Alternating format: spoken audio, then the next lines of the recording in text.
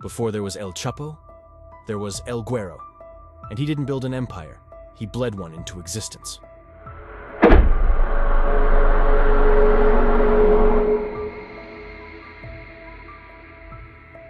Sinaloa, Mexico, a land carved by silence and scorched by sun, where the mountains don't offer refuge, they enforce exile, where roads end in dust and dreams die before they're even born.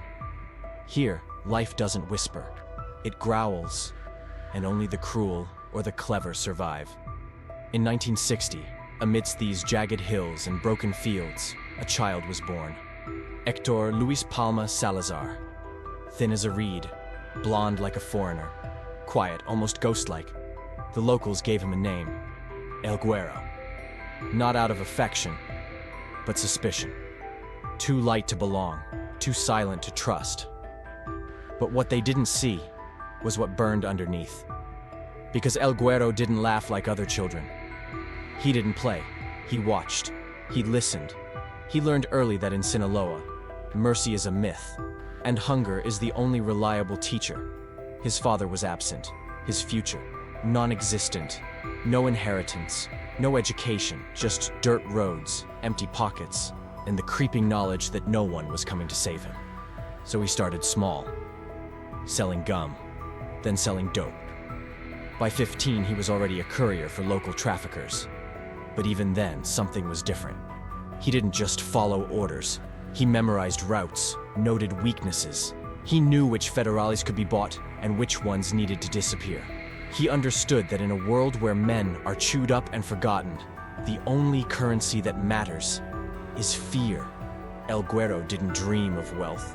He didn't chase status. He chased control. And though he never raised his voice, never bragged, never boasted, he was already building a kingdom, 1 kilo at a time. Because in a land where bullets speak louder than laws and power is taken, not given, El Güero was fluent in the language of survival. A soft voice, a sharp blade, and the patience of a man who knew that the world eventually bows to those who wait in the shadows.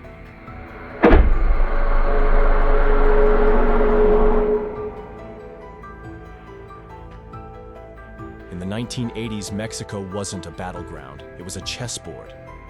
And at the center sat one man, Miguel Angel Felix Gallardo, the Godfather. A businessman in a suit, a killer with manners. He didn't shout, he whispered. And when he moved, entire cities fell in line. He was building something new, not just a cartel, but a federation of cartels. And if you wanted in, you didn't ask, you proved yourself. That's where El Güero entered the picture. Still young, still quiet, but already trusted by key players in the Guadalajara cartel. Not because he inspired loyalty, but because he made problems disappear. Money didn't impress him, violence didn't frighten him, and Gallardo saw that. He saw a man without vanity, a man who didn't need the spotlight to pull the strings. So El Güero became more than a foot soldier. He became a student of the machine. He studied routes, land, sea, and sky. He learned which border agents to bribe, which to bury. He mapped out supply chains from Medellin to Mexicali. He sat in on meetings with Colombian traffickers, translated the language of pesos into product and product into power. And most importantly, he met Joaquin El Chapo Guzman, another quiet man, another mind built for logistics, not headlines. Together, they weren't just moving weight. They were drawing new lines on the map. Tunnels, trailers, planes with hidden compartments, trucks carrying avocados in the daylight, and cocaine by moonlight. But El Güero didn't just learn from Gallardo. He learned what not to become. Gallardo trusted too many, lived too large, dined with governors and smiled for cameras. El Güero kept his face out of the spotlight. No interviews, no parties, just silence and ledgers soaked in blood. Because he understood something Gallardo didn't. In this business, the moment they know your name, they start digging your grave. So while Gallardo built a kingdom on charisma, El Güero built a network on fear. He wasn't there to rule the cartel. He was there to outlast it. And in the shadows of Gallardo's empire, he was already planting the seeds of his own.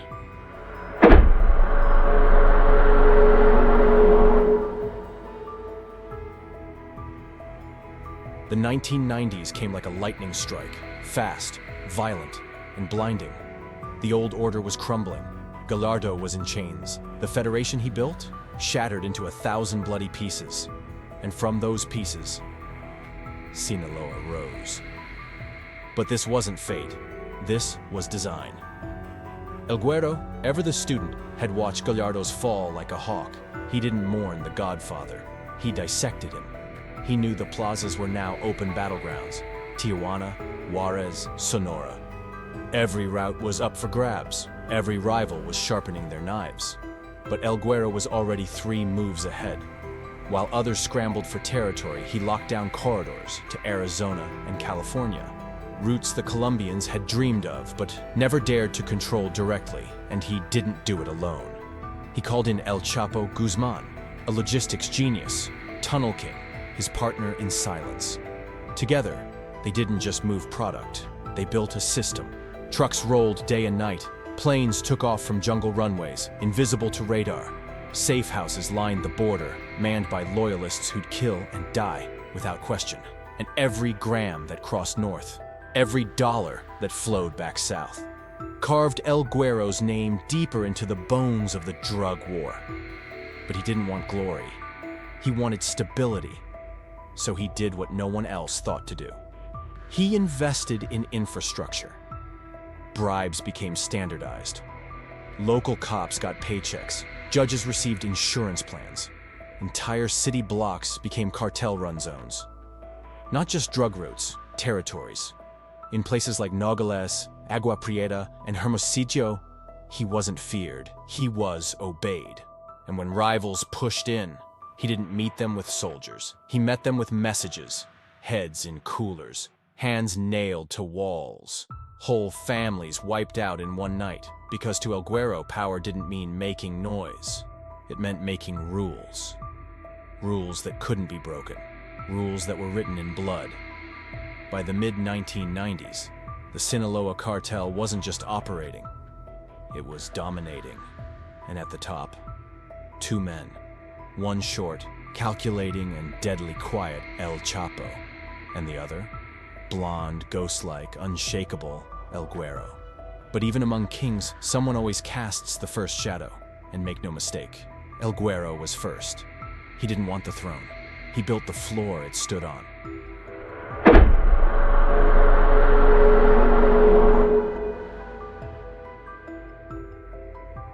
In the drug world, death is currency. But for El Güero, it became something else. Something personal.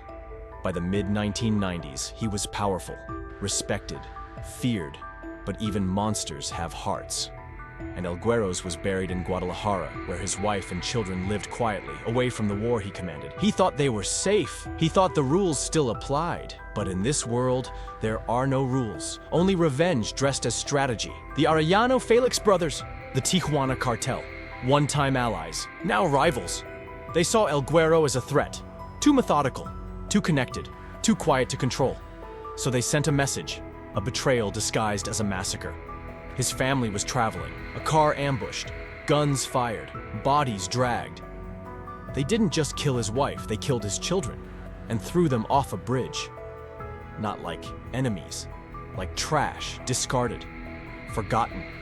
They wanted to send a message, but they made a mistake. They left him breathing. What came next wasn't retaliation. It was something darker. It wasn't war, it was execution. El Güero called in every favor, every sicario, every loyal man with a gun and a grudge. He didn't care about money. He didn't care about shipments. For 100 days, he cared only about one thing: erasing the Arellano name from the earth. Homes were burned, whole families dragged into the street and shot. Not just brothers, cousins, uncles, drivers, maids, anyone tied to Tijuana ceased to exist. He sent soldiers to hospitals, to churches, to schools. The message was simple: you took my blood, now drown in yours. Even other cartels watched in silence, because this wasn't business anymore. This was theater, a performance of vengeance no one dared interrupt. The streets of Baja turned red. The skies of Sinaloa echoed with gunfire. Entire neighborhoods emptied overnight. And El Güero never once showed his face. He wasn't looking for victory. He was delivering justice in the only language the cartel world understood. Extinction. But vengeance has a cost. And while El Güero burned Tijuana to the ground, the heat caught the eyes of something bigger. The Mexican government. The DEA. The world. Because when one man starts wiping out entire bloodlines, people start to ask, who the hell is pulling the strings? And soon, they'd come looking.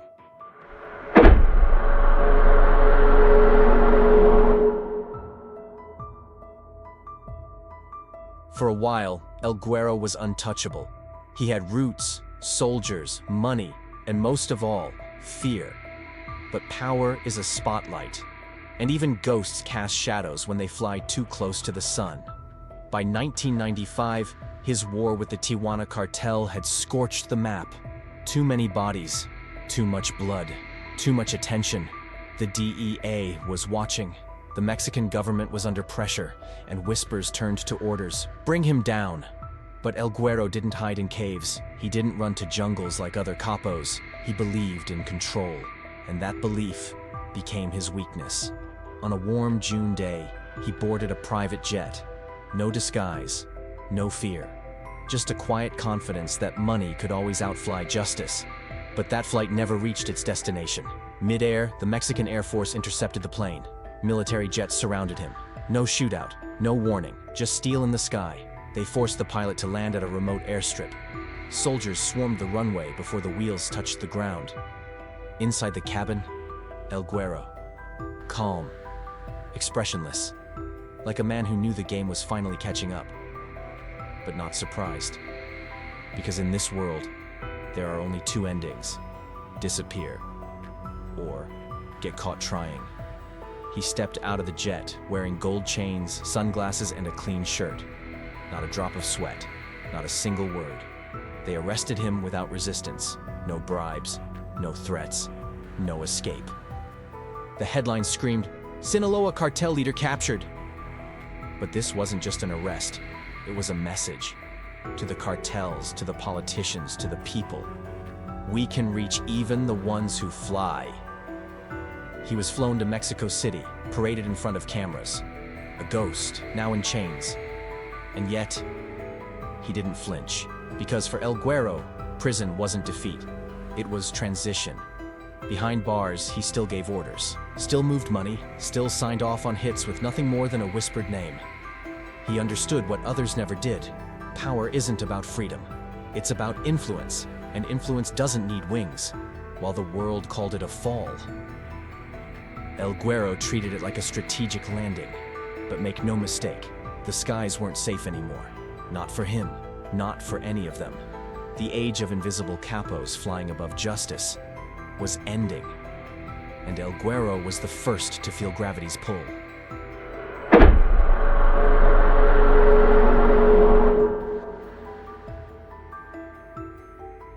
They locked him away like a relic, a fallen king, a ghost from a war most people had already stopped talking about. In 1995, Héctor Luis Palma Salazar, El Güero, was sentenced to decades behind bars. Not in exile, not in isolation, but in containment. They didn't just arrest him. They erased him from the headlines, from the news, from the conversation. Because that's how governments deal with monsters. They disappear them. And for a while, it worked. No photos, no interviews, no songs. Just concrete, shadows, and time. The world forgot, but the cartel didn't. Inside the prison walls, El Güero didn't scream or scheme. He waited. He listened. And from the silence, he began to whisper again. Because in Mexico, prison doesn't end power, it refines it. He moved facilities, from Puente Grande to Altiplano, then to Atwater, California, and back again. Every transfer, a calculated shuffle. Every cellmate, a possible messenger. Every guard, a potential ally, or a future liability. He became a rumor, a myth. Some said he was dead. Others claimed he still controlled shipments from inside, that orders still came stamped with a single word: Güero. Meanwhile, outside the walls, the world he helped build, it evolved. The Sinaloa cartel grew teeth. It formed new branches. New faces took power. El Chapo, Mayo Zambada, El Azul. And yet, they all operated on a blueprint El Güero helped design. The routes, the alliances, the silence. Every kilo smuggled through Arizona. Every judge bribed in Sonora. Every federal cop who looked the other way was part of his architecture. Because El Güero didn't just build a cartel, he built a system. And even when the world forgot his name, that system kept running. Like a machine that no longer needs its creator, but still bears his fingerprints. In 2023, after 28 years, the headlines changed. El Güero Palma released from prison. But the celebration didn't last. Before he could take a single free breath, before the sunlight even touched his skin, he was rearrested on pending charges. No explanation, no trial date, just a cage, waiting. Because the state doesn't forget men like El Güero. It shelves them, preserves them, fears them. Because what happens when a man who once moved tons of cocaine with a phone call walks free? They weren't ready to find out. So they didn't release him.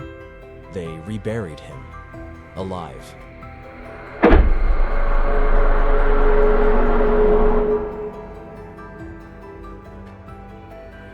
Some men leave behind monuments. Others leave behind empires. But Héctor Luis Palma Salazar, he left behind a blueprint for controlled chaos. Today, his name doesn't echo like El Chapo's. It isn't printed on t-shirts. No narco-corridos sing of his glory. He isn't a pop culture villain. He's something more dangerous, foundational. Because while the world remembers explosions, escapes, and headlines, they forget the man who built the corridors those stories traveled through. El Güero didn't want fame. He wanted function, and function survives fame every time. Every narco who smuggles through Sonora, every cell that moves meth through Mexicali, every bribe that crosses the desk of a Mexican official, carries the silent echo of El Güero's hand. He taught the cartels how to do business without becoming targets, how to own towns without planting flags, how to outlast chaos by mastering it. Before him, traffickers moved with desperation. After him, they moved with precision. And while others ruled with ego, El Güero ruled with math. No theatrics, no gold AK-47s, just logistics, leverage, and lethal efficiency. His influence can't be measured in interviews or documentaries. It's measured in systems that still operate, even though the man who designed them has been caged for nearly 3 decades. The Sinaloa cartel, still alive, still rich, still global. And though its face has changed many times, its bones haven't. Because those bones were carved by men like Palma, men who understood that true power isn't about control. It's about replication. He didn't just lead. He trained leaders. He didn't just fight. He created rules of engagement that rival cartels still follow. And the lesson he left behind is as clear today as it was in the 1990s. If you move loud, you die loud. If you move silent, you last. He was the architect of the invisible, a master of staying forgotten. And in a world obsessed with visibility, his legacy is the one that never had to be seen to survive. Because El Güero wasn't built to be remembered. He was built to be imitated. And whether his name is whispered in prison yards, in border towns, or in cartel boardrooms, his ghost still walks the routes he once drew in blood. Some men build empires with words, some with gold. But Héctor Luis Palma Salazar built his with funerals.